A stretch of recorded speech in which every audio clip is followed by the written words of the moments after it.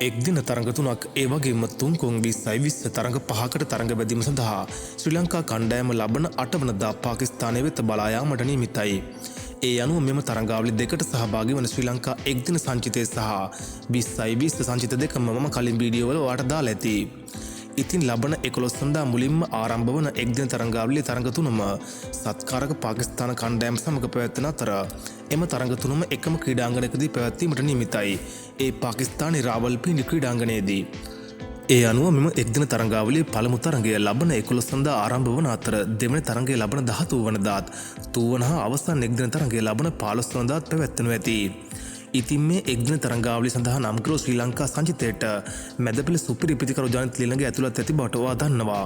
ඉතින් මේ තරඟාවලියේදී ජනිත් ලියනගේ වසර 30ක සුපිරිම වාර්තාව බිඳහෙලීමට සූදානම් ඇති බවට ඔයා දන්නවද?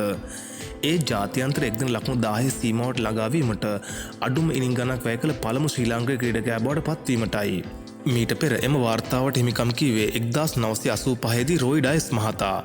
ඔහු ඉනිම් 27කදී ලකුණු 10 සීමාව සම්පූර්ණ කිරීමට සමත් වෙලා තියෙනවා. නමුත් ඉන් අනතුරුව කිසිම ශ්‍රී ලාංකික ක්‍රීඩකයෙක්ට මෙම වාර්තාව බිඳහෙලීමට සමත් වෙලා නැහැ.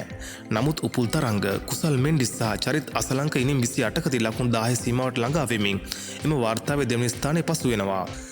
ජනිත් ලියනගේ මේ වන විට එක්දින ඉනිම් 23කදී ලකුණු 824ක් ලබාගෙන සිටිනවා. ඒ අනුව ඔහුට එක්දින ලකුණු 10 සීමාවට ළඟා වීමට ඇත්තේ තව ලකුණු 176ක් පමණයි.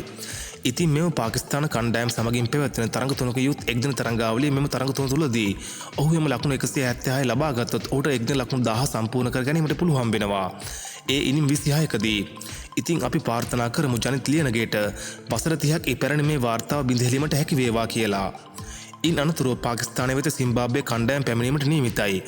ඒ සත්කාරක පාකිස්තාන කණ්ඩායම සංචාරක ශ්‍රී ලංකා කණ්ඩායම හා සිම්බාබ්වේ කණ්ඩායම අතර තුන්කොන් 2020 තරඟාවලිය සඳහා.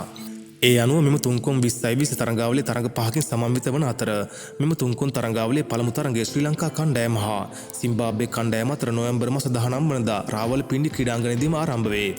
ඒ අනුව දෙවැනි තරඟය නොවැම්බර් මාස 22 වනදා පාකිස්තාන කණ්ඩායම හා ශ්‍රී ලංකා කණ්ඩායම අතර පැවැත්වෙන අතර එම තරඟය පාකිස්තානයේ ලාහෝර් ක්‍රීඩාංගණයේදී පැවැත්වේ.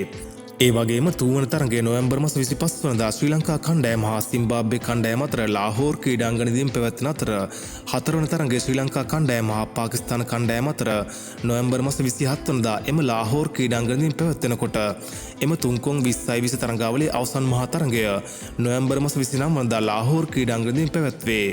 මේ වගේ ක්‍රිකට් ගැන හැමදේම බලා ගන්න ක්‍රිකට් වන් අපිව සබ්ස්ක්‍රයිබ් කරලා එකතු වෙන්න. මේ වීඩියෝ එක හොඳයි නම් ලයික් කරලා යාළුවන්ටත් බලන්න ෂෙයා කරන්න.